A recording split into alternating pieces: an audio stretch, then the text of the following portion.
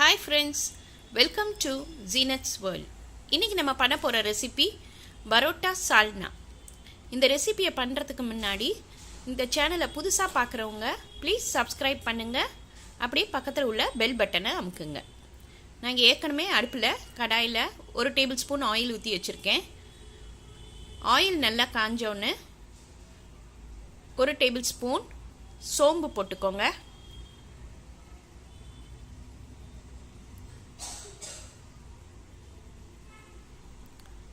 இப்போ நம்ம அதில் 50 கிராம் சின்ன வெங்காயம் போட்டுருங்க.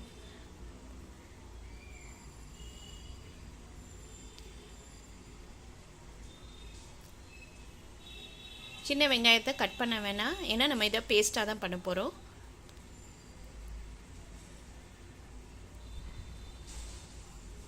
ரொம்ப ஃப்ரை பண்ண வேணாம், லேசாக ஃப்ரை பண்ணால் போதும்.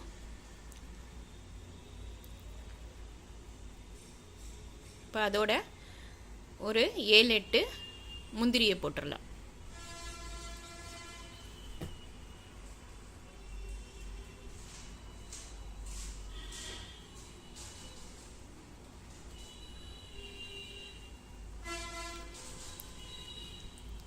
இப்போ அதோட நம்ம தேங்காய் ஒரு 2-3 பத்தையை சின்ன சின்னதாக கட் பண்ணி போட்டு வதக்கிடலாம்.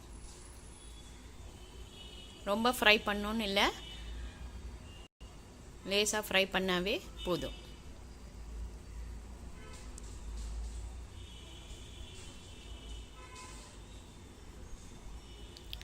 இப்போ நம்ம அடுப்பை ஆஃப் பண்ணிவிட்டு இதை ஒரு பவுலில் போட்டு வச்சிடலாம். இது ஆறுறதுக்குள்ளே நம்ம கிரேவியை ப்ரிப்பேர் பண்ண ஆரம்பிச்சிடலாம்.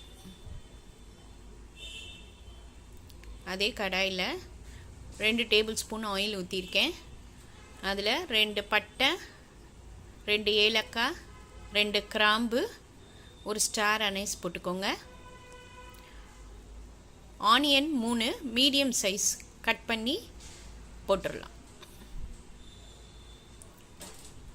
வெஜிடபிள்ஸ் எதுவும் போடாதனால ஆனியனை இதை நம்ம நிறையா போடணும். இப்போ ஆனியன் நல்லா ஃப்ரை ஆகட்டும்.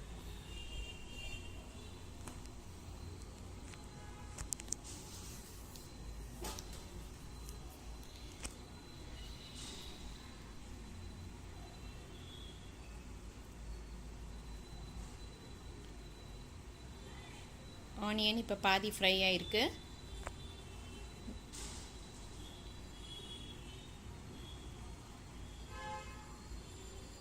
உப்பு தேவையான அளவு போட்டுக்குவோம்.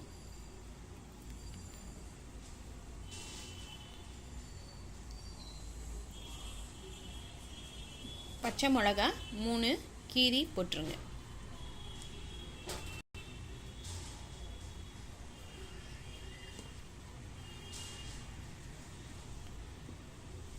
அடுப்பை சிம்லேயே வச்சுக்கோங்க.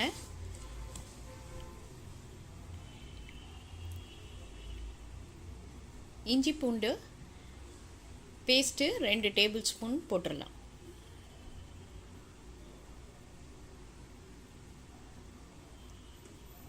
இஞ்சி பூண்டு வாசனை போகிற வரைக்கும் நம்ம நல்லா வதக்கிடலாம்.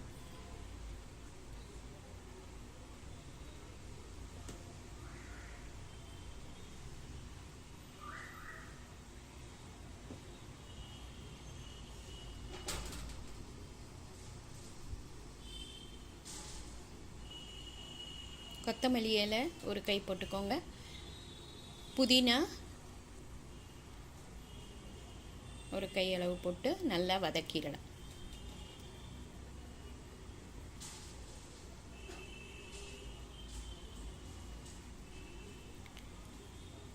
இப்போ நல்லா வதங்கிருச்சு. நம்ம இப்போ இதில் மஞ்சத்தூள் 1/2 ஸ்பூன், சில்லி பவுடர் 2 ஸ்பூன்,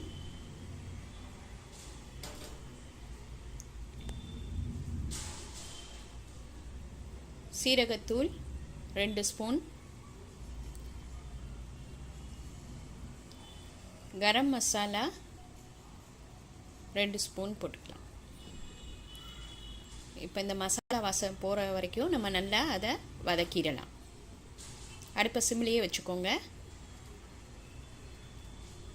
அதுக்குள்ளே நம்ம இந்த பேஸ்ட்டை ரெடி பண்ணிடலாம். இப்போ இதை நல்லா நைஸாக அரைச்சிடுங்க. நல்லா ஸ்மூத்தாக இருக்கணும். அப்போ தான் கிரேவி நல்லா திக்காக வரும்.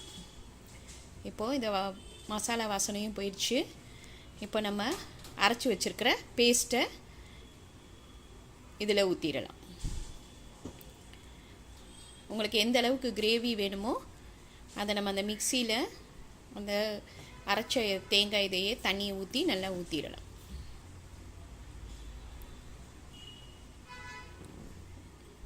இப்போது இது எல்லாத்தையும் நல்லா மிக்ஸ் பண்ணிவிட்டு ஒரு 10 minutes நல்லா கொதிக்கட்டும்.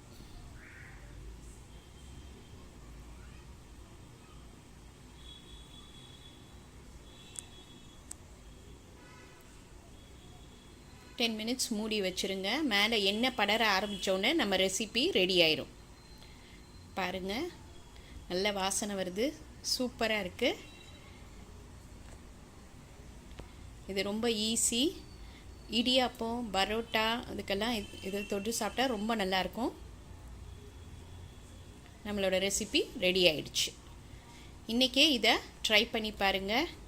லைக் பண்ணுங்கள், ஷேர் பண்ணுங்கள். ப்ளீஸ் சப்ஸ்கிரைப் பண்ணுங்கள். உங்கள் கமெண்ட் எனக்கு அனுப்புங்க. தேங்க்யூ.